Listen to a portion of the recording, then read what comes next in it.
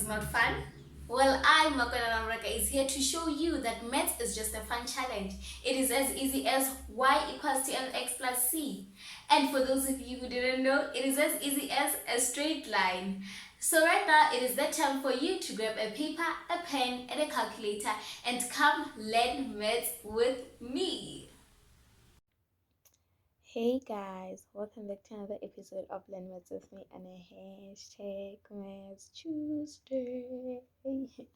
In today's episode of Learn Maths with me, we are doing revision of laws of exponents, simple expressions. So basically we'll be answering just simple questions, just revision, like doing a revision of how to apply laws of exponents and how to deal with them. So the laws that you have to remember in these videos are these ones.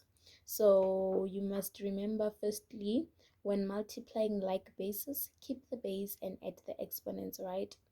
You must also remember squared binomials, how you apply the law of square binomials, how you multiply, and then lastly, when dividing like bases, keep the base and subtract the exponents.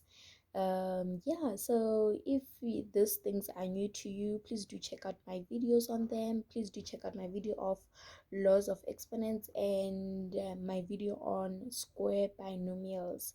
So without wasting any time, let's get straight into answering the questions.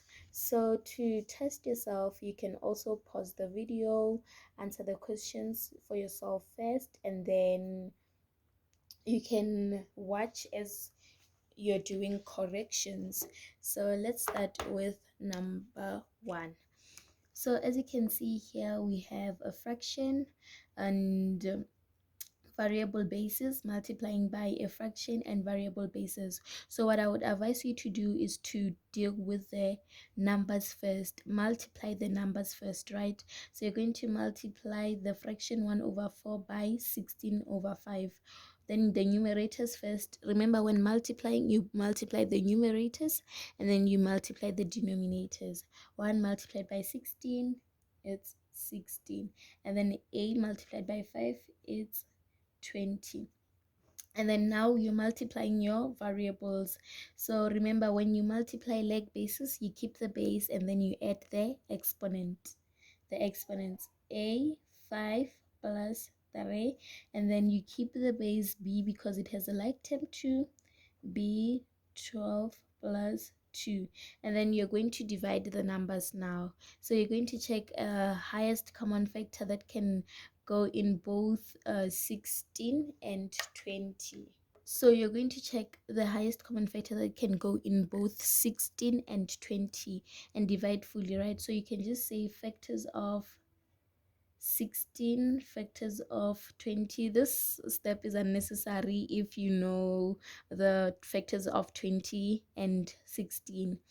So you can just say 1. The factors of 16, factors are numbers that can divide fully into this term, into this number, and then leave no remainder. 1, 2, 4, 8. Let me just leave it here, right? And then for 21, 2, 4, 5. So with this one's factors, I decided to stop here, knowing that going forward, the factors, there is nothing common in both sides, right? So what you're going to do to not get confused, rather, let's just finish off the factors so that you're not confused, right? So you can just write your 16, which is the last factor of 16. 16 can go fully into 16 without leaving a remainder, right? And then into 20 we have 5. After 5 we have let me see, we have 10, we have 20. So those are the factors of 20 and those are the factors of 16. So you're going to check which ones are common. Okay, we can see we have 1, 2, 4. Those are all right. So you're going to check which one is the highest. The highest is 4. So you divide by 4 both sides to simplify the to simplify the this fraction. So you're going to say 16 divided by 4. It's not necessary to show this, I'm just writing it so that you do not get confused, right? So 16 divided by 4, it's 4 over, and then 20 divided by 4, it's 5. Or on your calculator you can just write 16 over 20, and then it will show you the simpler fraction, which is a 4 over 5, right? And then you're going to further on calculate the exponents, which will be 8, the exponent 8 multiplied by b to the exponent 12 plus 2 is 14. So this will be your answer. Now let's move on to the next question. The next question, I think it's the easiest because as you can see here, you're going to say, okay, I have like bases, and then the law says that when you're multiplying like bases, the product of like bases, right? You keep the base and then you do what? You add the exponents.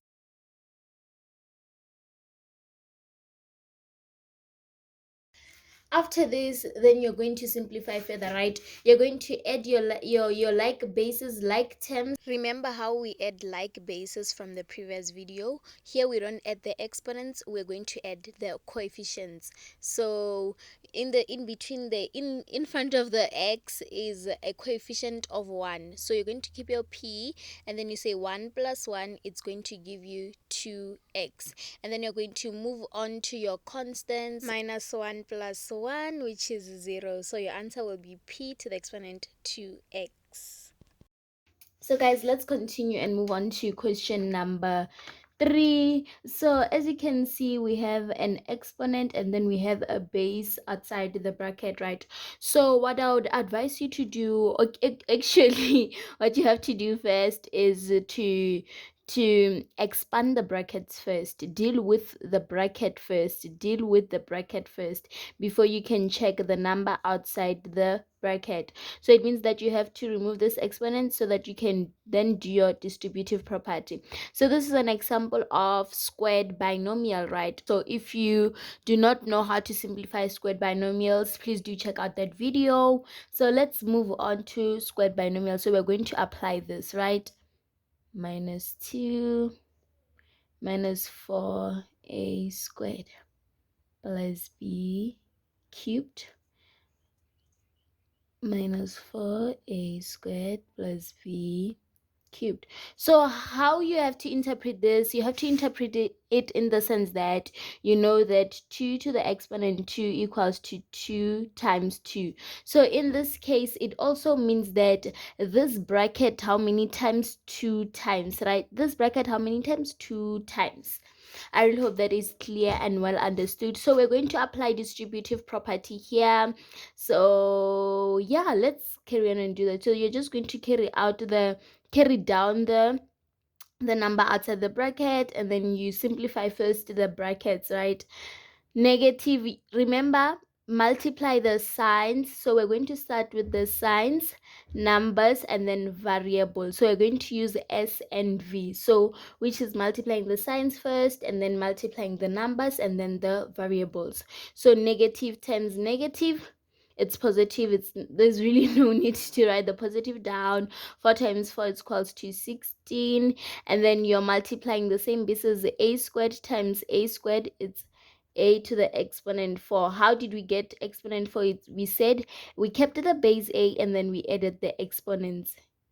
2 plus 2 is equals to 4, and then you multiply again with the last term. Negative times positive, it's negative. And then 4 times the coefficient 1, it's 4.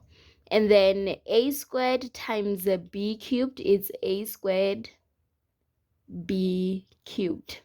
I really hope that is clear. So this ones, you can't say you're going to keep the base and then you add the exponents, because why? They're not the same kind of base. They're not the same kind of base. As you can see here, we have a, and then here we have b.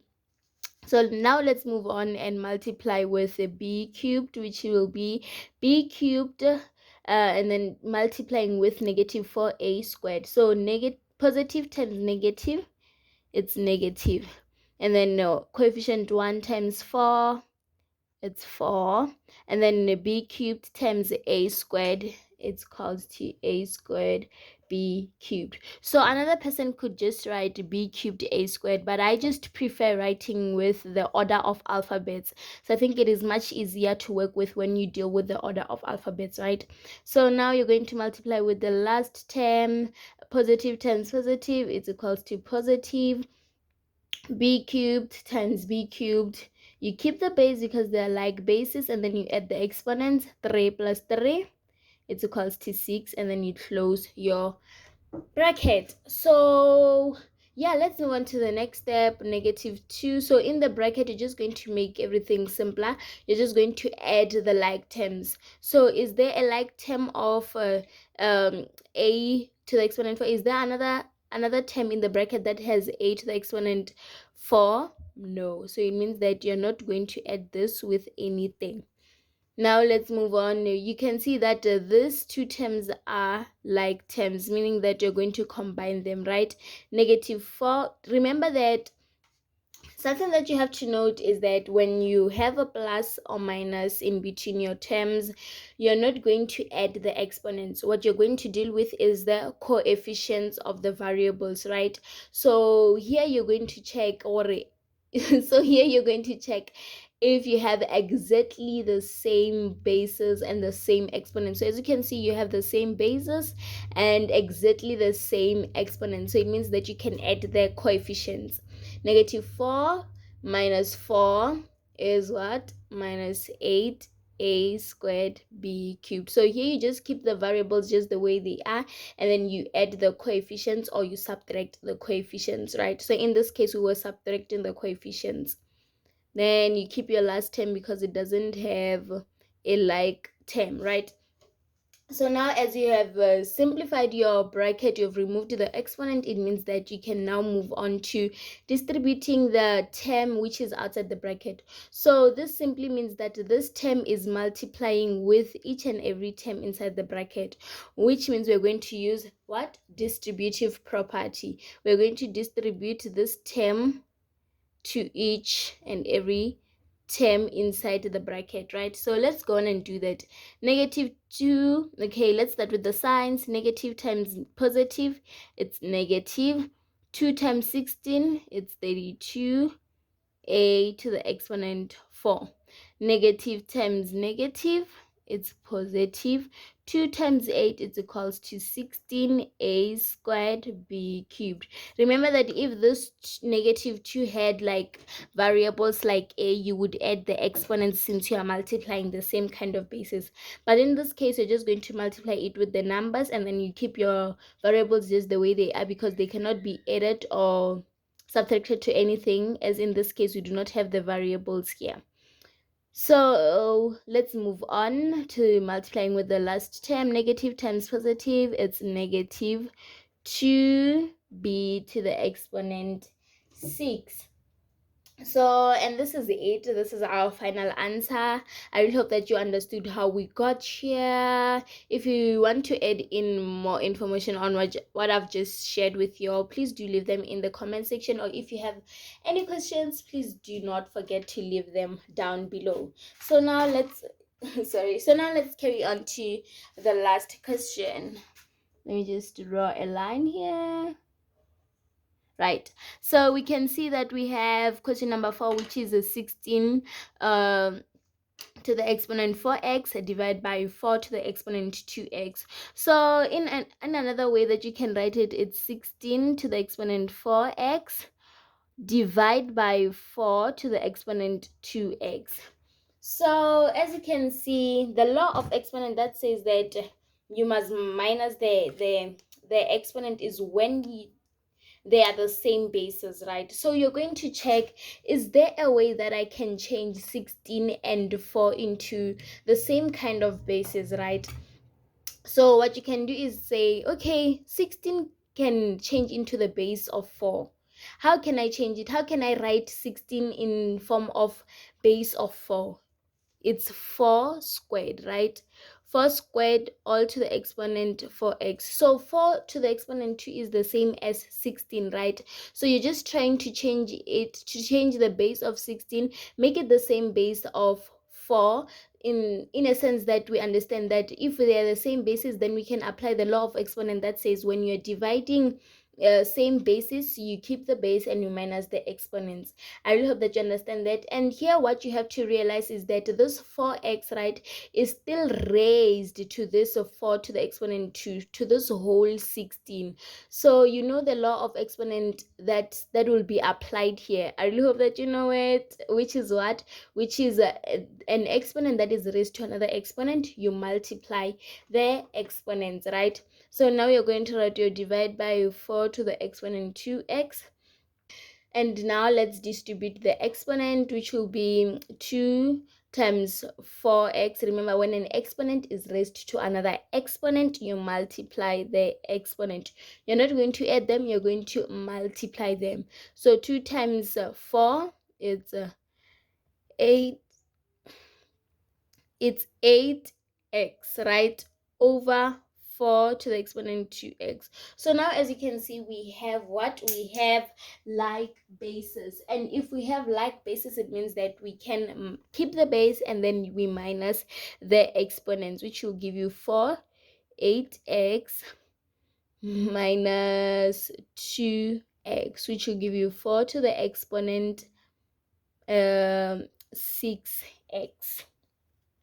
I really hope that this was well understood. The other way that another person could have done it is said that, okay, I understand that we can make this to a simpler prime base. To a simpler prime base, we can change 16 and write it in a base of 2, and then we can change 4 and write it in a base of 2 again. They could have said, okay, 16 in a form of a base of 2 is 2 to the exponent 4, and then this whole 2 to the exponent 4 is raised to another exponent of 4x. Remember that this is the same as 16. Check the calculator. You see it is the same as 16, right? And then you write your division and your division sign, and you can say, okay, 4 can also be changed into a base of 2. You have to first check if they can be changed into the same base, right? So you're going to say, okay, 2 to the exponent 2 is the same as 4, and then this whole 4 is raised to the exponent of 2x, and then you write, and then you keep your base. You say 4 times 4, 16x, divide by, then you say 2 times 2 to the exponent x is going to be 2. This 2 is multiplying with the exponent, right? Is going to give you 4x. And then you say, since we have a division sign in between, I'm just going to keep the base and minus the exponents, which is equals to 2 to the exponent 12x. This is also the correct answer. You know why? Because this can also be changed into this form. You can say, okay, I can change my 4 into a finer base, into a prime base, which is 2 to the exponent 2, and then you say 6x, which will give you 2 to the exponent 12x. I really hope that this is well understood. But if this is confusing for you, just stick to the method that you understand. You can either change to prime basis, or you can just change it to another like base. I really hope that you found this video helpful. Please do not forget to like, comment, subscribe, and share with your friends. Please do leave down below any topics that you want me to do videos on. Do not forget that this year I'm not only going to do for my grade, which is grade 11, but I'll be doing for also lower grades until maybe grade 7. So yeah, please do not forget to leave the topics down below. Until the next time, bye guys. If you enjoyed this video, please give it a thumbs up and tell me in the comment sections which topic you'd like me to cover. And remember, I do not promise to know everything, but I do promise to share and help where I can.